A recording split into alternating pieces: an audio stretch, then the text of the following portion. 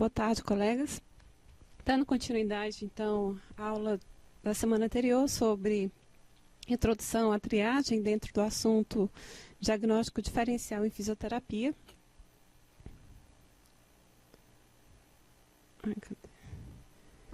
Então, neste módulo, nós iremos falar sobre padrões de dor, tipos de dor, avaliação da dor e fontes da dor, tipos de dor. E aqui hoje vou mencionar falar um pouco apenas sobre dor miofascial e dor articular. Na próxima semana também continuarei falando sobre os tipos de dor, ok? Então, a dor é frequentemente o sintoma primário das muitas situações em que o paciente chega para o fisioterapeuta. Geralmente o paciente chega ao fisioterapeuta muitas vezes com queixa de dor, então é frequentemente o sintoma primário. E como é realmente o sintoma primário, então é muito importante reconhecer os padrões de dor que são característicos também de doenças sistêmicas, tá? Não sei quantos estão conseguindo enxergar, porque este quadro é um pouco pequeno, mas existem 4 fontes relacionadas à dor, que é a cutânea, somática profunda, visceral e referida. São 4. Em relação aos tipos, então nós temos vários, tá? Então nós temos a dor miofascial, dor articular, dor radicular, dor arterial, pleural e traqueal, dor gastrointestinal, dor em repouso, dor com atividade, dor difusa, dor crônica. Dentro desses tipos de dor, nós temos as características, tá? Que está relacionada ao local e ao início, a descrição da dor, a intensidade, a duração, a frequência e o padrão. Seja um padrão vascular, neurogênico, musculoesquelético ou espondilítica, visceral ou emocional. Então, sobre estes padrões, esses tipos de dor, nós iremos estar falando, então, sobre esse ano e também sobre outros diagnósticos, outros sistemas, ok? Então, a dor cutânea, obviamente, está relacionada com a pele, tá? Então, são estruturas somáticas superficiais situadas na pele e no tecido cutâneo. Geralmente, essa dor é bem localizada e o paciente aponta diretamente onde está a área dolorida. E a sensibilidade cutânea, ela pode ocorrer com dor somática profunda e também com dor referida. Existem esses 2 padrões de dor, ok? Relacionados à sensibilidade cutânea, tá? A dor somática, ou emocional, musculoesquelética ou visceral. Esta dor somática, ela está rotulada de acordo com a sua origem. Então, ela pode ser somática profunda, somato visceral, somato emocional ou psicossomática e viscerossomática. Vamos falar um pouquinho sobre cada uma delas. Então, a dor somática profunda, ela está relacionada a condições patológicas do periósteo e do osso esponjoso, nervo também, músculo, tendão, ligamentos e artérias, tá? Então, repetindo, a dor somática profunda está relacionada a condições patológicas do periósteo e do osso esponjoso, nervo, músculo, tendão, ligamentos e artérias. Essa dor somática profunda é bem localizada, mas também não muito precisa e pode ser referida na superfície do corpo, tornando-se uma dor cutânea. Essa dor também pode ser associada com um fenômeno autônomo, tal como pode ser suor, né, acompanhada de suor, palidez ou mudanças na pressão sanguínea, e é geralmente acompanhada por uma sensação também de náusea e tontura. A dor parietal, que é uma dor relacionada à parede do tórax ou à cavidade abdominal, é também considerada uma dor somática profunda. Ih, caramba, que engoliu. Então, é possível para um paciente ter uma doença extensa, sem dor, até que a doença evolua o suficiente para envolver a pleura parietal, tá? Porque a pleura visceral, ela não é sensível à dor, mas a pleura parietal, sim, tá? Então, quando chega esta dor aqui, na região parietal, tá? Então, é porque esta doença já evoluiu de uma certa forma, né? Que conseguiu envolver a pleura parietal.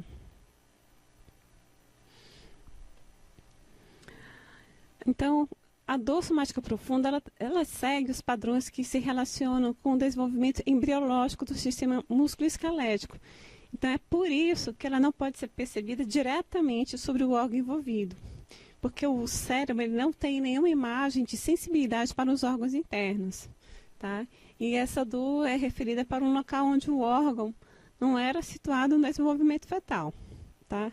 Então, é por isso que existe este comportamento da dor somática profunda. Ela segue um padrão diferente, de acordo com o desenvolvimento embriológico. Agora, a dor somatovisceral. A dor somatovisceral ela está condicionada à dor miálgica, problemas miálgicos que causam distúrbio funcional das vísceras adjacentes, tá? E a somatoemocional ou psicossomáticas é quando uma aflição emocional ou psicológica produz os sintomas físicos por um período relativamente breve ou com manifestações recorrentes e múltiplas, permanecendo por muitos meses ou anos, ok? Então, a dor somatovisceral é uma condição miálgica, tá? Relacionada à musculatura ali próxima das vísceras adjacentes por causa desse distúrbio dessas vísceras. Já a somatoemocional, quando aquela aflição emocional ou psicológica vai produzindo sintomas, e isso por um período, tá, breve, também pode estar se manifestando recorrentemente e de formas múltiplas, e isso vai permanecendo por muitos meses ou anos, e aí vai gerar essa dor.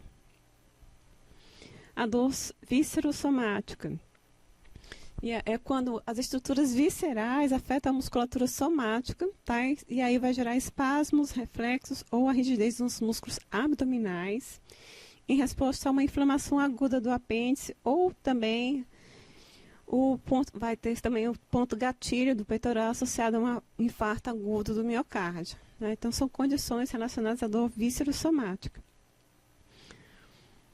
Então pode ter espasmos, reflexos ou rigidez dos músculos abdominais em resposta a uma inflamação do apêndice, ou um ponto gatilho na região do peitoral, porque está associado ao infarto agudo do miocárdio.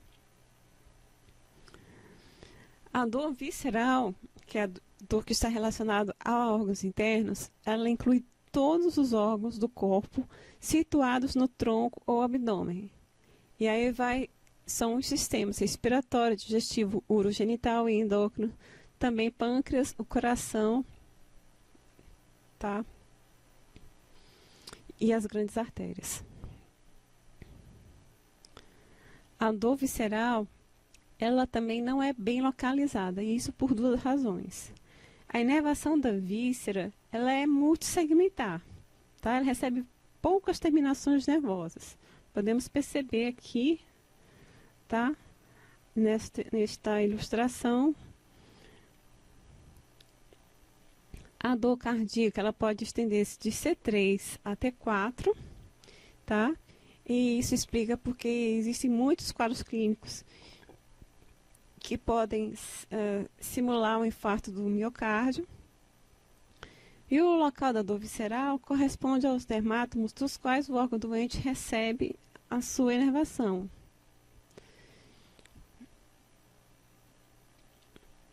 O pericárdio, por exemplo, é adjacente ao pericárdio, ao diafragma, tá?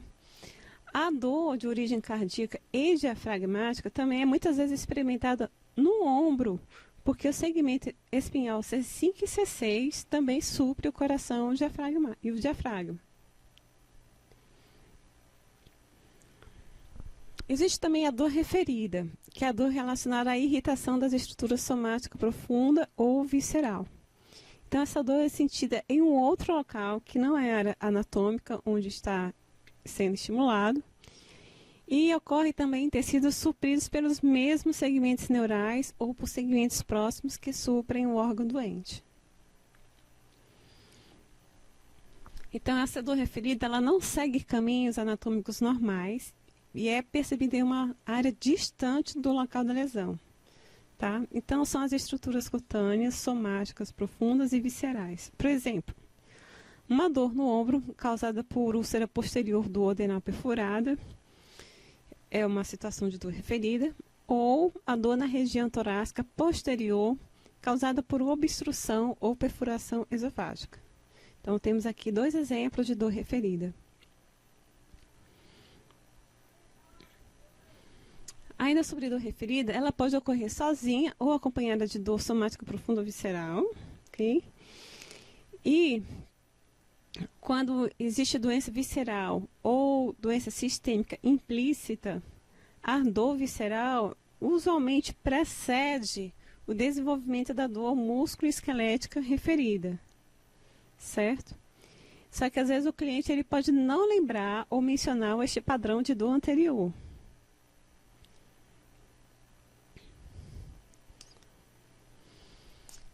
A dor referida é bem localizada, tá? Então, quando acontece, a pessoa pode apontar diretamente para a área que dói, só que não é bem definida assim a fronteira dessa dor, até onde ela termina. Precisamente não é uma dor precisamente definida a região. A sensibilidade local está presente no tecido da área da dor referida, tá? Sensibilidade preservada. E essa dor é frequentemente acompanhada por músculo hipertônico sobre esta área onde a dor é relatada.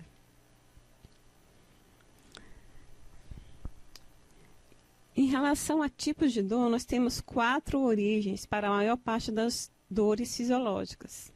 Então, são estas: a cutânea, a somática profunda, a visceral e a referida, ok? Que são as que eu acabei de mencionar. Agora vamos falar sobre os tipos de dor. Vamos voltar aqui um pouquinho. Os tipos de dor, tá? Hoje eu vou falar sobre a dor miofascial e sobre a dor articular. Então, a dor miofascial, ela afeta os músculos e a fáscia, que recobre os músculos. Logo o nome diz, na miofascial. Então, ela pode ser caracterizada em 5 tipos. Ou seja, existe a dor miofascial por tensão muscular, por espasmo muscular, por trauma muscular, por deficiência muscular e por pontos de gatilho. Vou falar um pouquinho sobre cada uma. Tensão muscular ou tônus muscular sustentado. Ocorre quando as contrações musculares prolongadas ou cocontrações resultam em isquemia local, aumento de metabólitos celulares e dor subsequente. O espasmo muscular. O espasmo muscular já é uma contração repentina e involuntária de um músculo ou grupo de músculos, ocorrendo como resultado de uso excessivo ou de lesão da junção neuromúsculo-esquelética ou da ligação músculo-tendínea. Ok? O trauma muscular já é caracterizado por intensidade ou duração não usual da contração do músculo, especialmente as contrações excêntricas. Já é um esforço assim, intenso do músculo e aí vai gerar este trauma. A deficiência muscular é uma dor causada por fraqueza e rigidez. Essa dor por deficiência muscular geralmente é melhorada pelo aumento da atividade e pelos exercícios. Os pontos de gatilho são áreas hiperirritativas dentro de uma faixa retesada do músculo esquelético ou na face. E aí acontece que quando os pontos de gatilho são comprimidos, resultam em hipersensibilidade local com possível dor referida. O padrão de dor referida aí no caso dos pontos de gatilho é característico e específico para cada músculo. A dor articular, que é a última que eu vou falar nesta aula, é o tipo de dor que acorda o paciente à noite. Tá? Esse tipo de dor articular é causada por doença óssea ou neoplasia. Quando a dor articular da doença sistêmica, ela é frequentemente profunda, doída e latejante. E essa dor pode ser reduzida por pressão. Quando você coloca uma pressão, uma faixa, algum modo que algum recurso terapêutico que faça uma pressão nessa região, uma atadura, tá? Então essa dor é reduzida. A dor articular ela pode ser constante ou ocorrer em ondas ou espasmos e pode ser aguda ou indefinida. A dor da disfunção articular é invariavelmente aguda. Ela vai cessar quando a causa estressante é retirada. A dor articular também é invariavelmente aliviada ou pelo menos pode ser melhorada de forma importante pelo descanso e agravada pela atividade.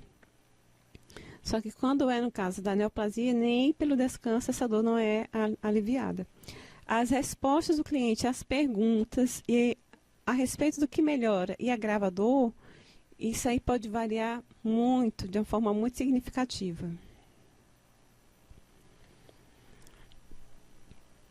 Existe a dor da disfunção articular primária, que é caracterizada por início repentino, tendo ocorrido depois de algum movimento articular desavisado. E geralmente essa dor articular primária, a dor da disfunção articular primária, está muitas vezes associada a edema sensível ou calor. Essa dor também é limitada a uma articulação, é reduzida pelo descanso, essa dor diminui pelo descanso e não é seguida por rigidez e ela vai ser agravada pela atividade. A dor articular, ela pode também surgir de reações alérgicas aos medicamentos, pode manifestar-se como hidrartose intermitente, ou seja, fluida em uma articulação, e pode evoluir também com dor articular. Logicamente, essa alergia com os medicamentos vai manifestar-se com hidrartose e com dor articular.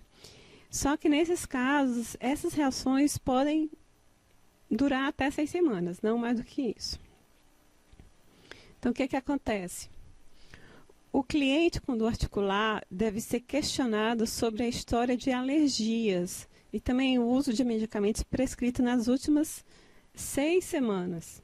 E mudança recente de medicamentos prescritos, para saber exatamente fazer o diferencial da situação, se é uma reação alérgica.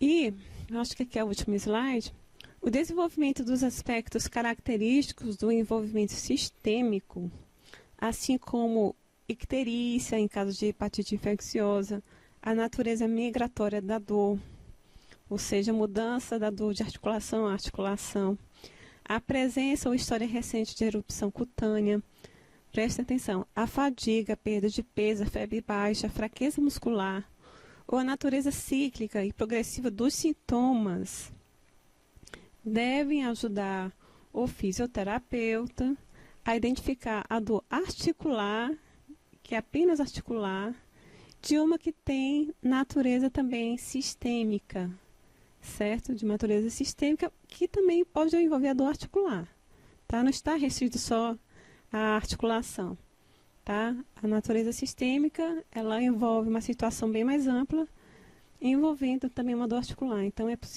o fisioterapeuta precisa estar muito atento às características que envolvem doença sistêmica, ok? Então, eu acho que este é o meu recado. Na próxima aula, darei continuação ao assunto, falando sobre tipos de dor. Aqui é a fonte consultada para o preparo da aula. Agradeço a atenção de todos. Obrigada.